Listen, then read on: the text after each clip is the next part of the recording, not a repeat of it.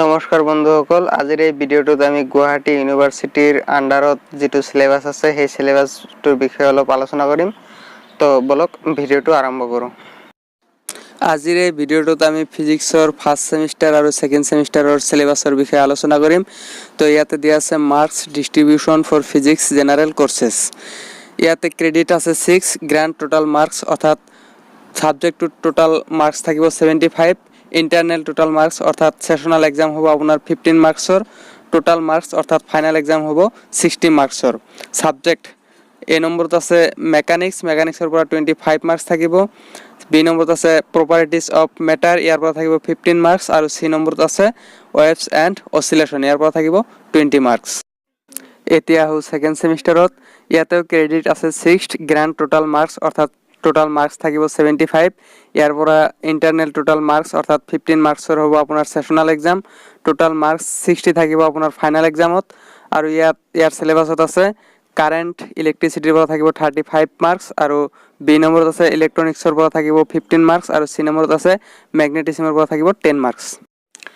First সেমিষ্টাৰত এটাই paper আছে 101, আৰু ইয়াৰ পৰা টোটাল মাৰ্কস থাকিব 60।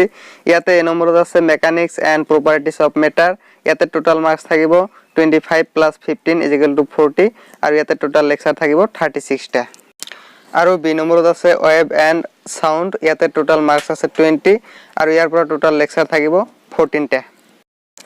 ইয়াতে কিছুমান সাজেস্টেড বুকসৰ নাম দিছে, তাৰ ভিতৰত আছে মেকানিক্স ডিয়াছ মাথুৰে লিখা, তাৰপিছত আছে ফিজিক্স পাৰ্ট 1 হেলিডে এণ্ড ৰেছনিকে লিখা, তাৰপিছত আছে সাউন্ডৰ কিতাপ এ টেক্সট বুক অফ সাউন্ড, এইটো লিখিছে এন সুব্ৰমণিয়াম এণ্ড বেৰিজলা।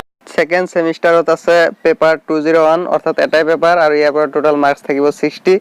এ নম্বৰত আছে কাৰেন্ট ইলেক্ট্ৰিচিটি, ইয়াৰ পৰা টোটাল মাৰ্কস থাকিব 35, টোটাল লেকচাৰ থাকিব 30টা। বি নম্বৰত আছে ইলেক্ট্ৰনিক্স, ইয়াৰ পৰা টোটাল মাৰ্কস আছে 15, আৰু টোটাল লেকচাৰ থাকিব 12। সি নম্বৰত আছে ম্যাগনেটিজম, ইয়াৰ পৰা টোটাল মাৰ্কস আছে 10, আৰু টোটাল লেকচাৰ থাকিব 8। ইয়াতে কেইটামান সাজেস্টেড বুকসৰ নাম দিছে, ইয়াৰ পৰা তোমালোকে ল'ব পৰা।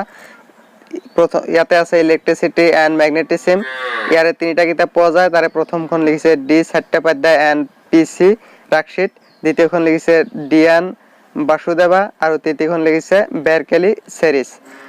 ইয়াৰ উপৰিও ইলেক্ট্ৰষ্টেটিক্স এণ্ড ম্যাগনেটোষ্টেটিক্সৰ এখন কিতাপ পোৱা যায়, আৰু যেটি লিখিছে বি বি লাউডে।